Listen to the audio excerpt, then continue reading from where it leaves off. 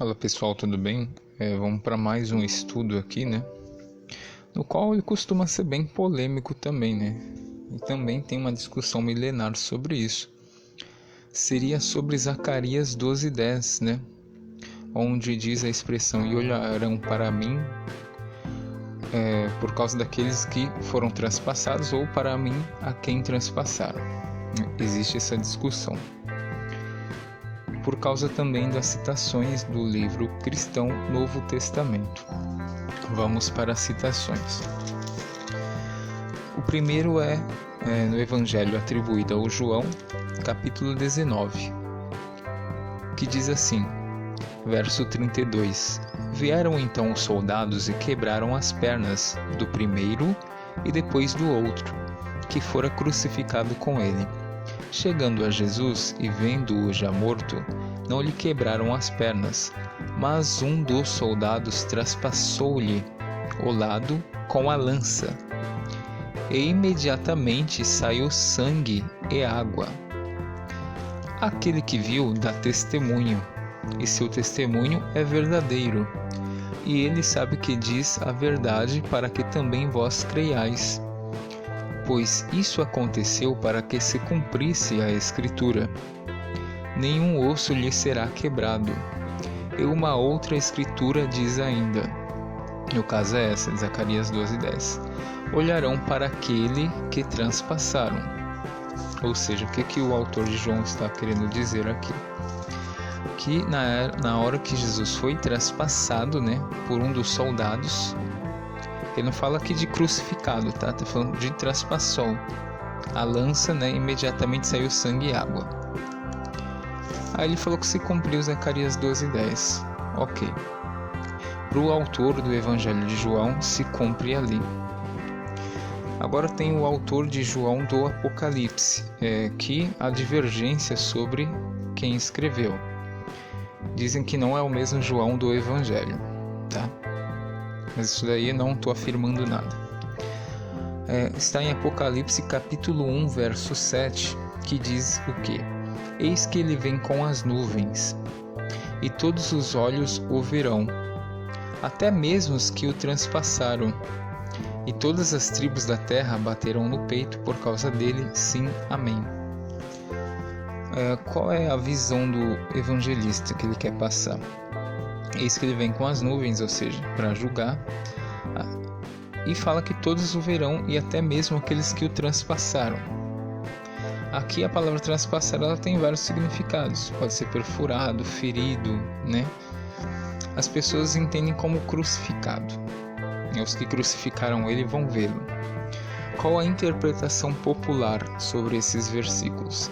Já vi gente falando que se cumpriu ali, onde João, o evangelista, falou, porém vai ter um cumprimento pleno quando Jesus voltar nas nuvens, né? E os judeus vão vê-lo, né, com suas feridas nas mãos, e vão reconhecer que ele é o Messias, né? E chorarão por ele, né? E vão reconhecê-lo. Essa é a interpretação popular que nós temos. E existe uma coisa aqui que muitos cristãos eles forçam um pouco, né?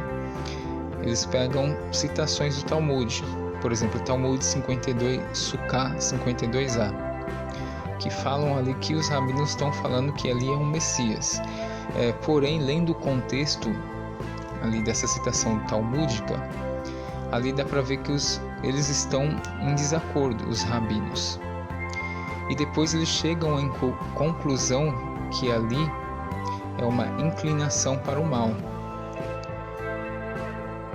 E tem outras colocações que falam que é o Mashiach ben Yosef. Porém, essa do Mashiach ben Yosef é uma pergunta e não uma afirmação. Depois eles chegam à conclusão de que seria o fim de uma inclinação para o mal. Tá? Então, o contexto do Talmud 52a seria isso. E independente se fosse uma afirmação do Talmud, ali o Talmud são citações, né, que o povo israelense conta a sua história, e também tem opiniões das pessoas e dos rabinos. O que a gente precisa analisar é o texto e o contexto. E como eu estou fazendo isso de costume, o que eu estou fazendo?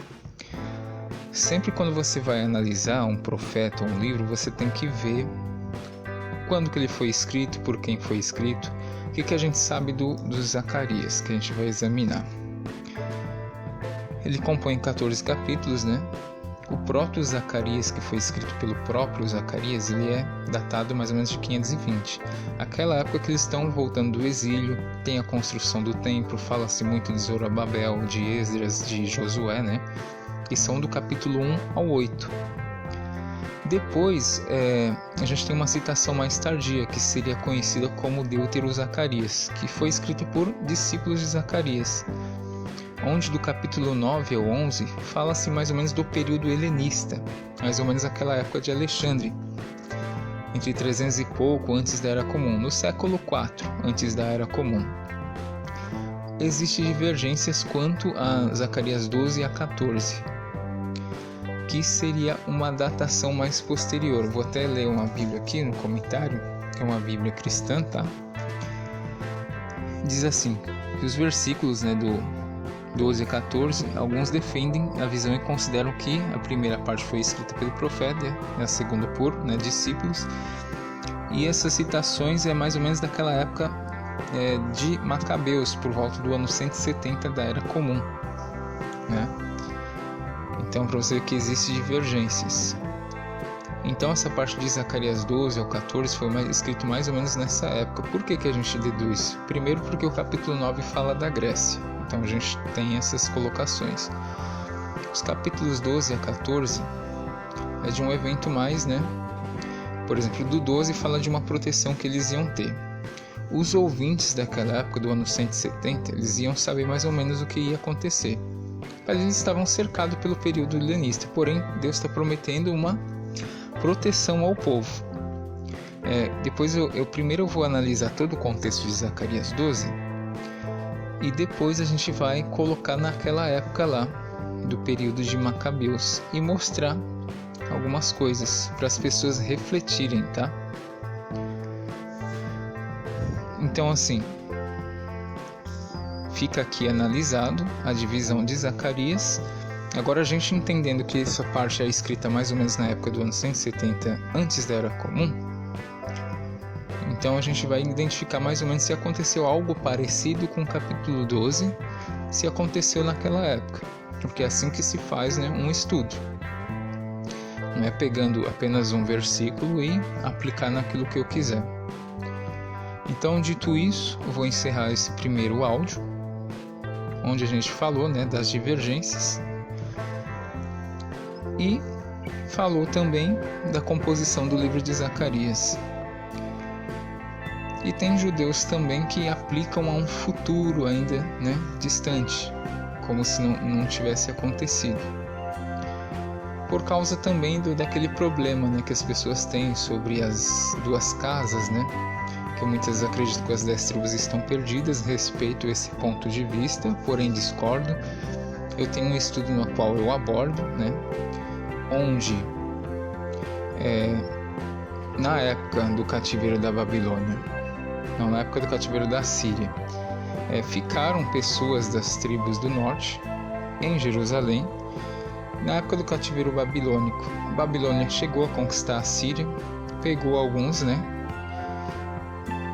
das outras tribos, e o próprio Jeremias identifica tanto o sul quanto o norte no cativeiro babilônico. Depois também a gente tem narrativas no qual mostra fazendo até sacrifício, né, pelas 12 tribos, no qual eles estão ali também reunidos, não só o sul, mas também parte do norte. E nós temos também as citações dos profetas, né, que foram mais assim destinados a profetizarem ao norte. No caso, nós temos o Oséias e o Amós, onde o que eles prometem para o povo do norte? Que eles iam retornar, porém um pequeno resto, quem perseverasse, né, o cativeiro da Síria, porque eles escreveram antes do cativeiro babilônico. Também falaram que Judá ia cair, porém ia ser como nos tempos antigos. O norte ia ficar subjugado pelo sul, ia ter apenas um governo, que é Judá. Então, isso eu tenho um estudo sobre isso, mais contextual. Depois, quem quiser ouvir, eu estou passando. Agora a gente vai para o segundo áudio, a gente vai analisar versículo por versículo de Zacarias 12. Ok?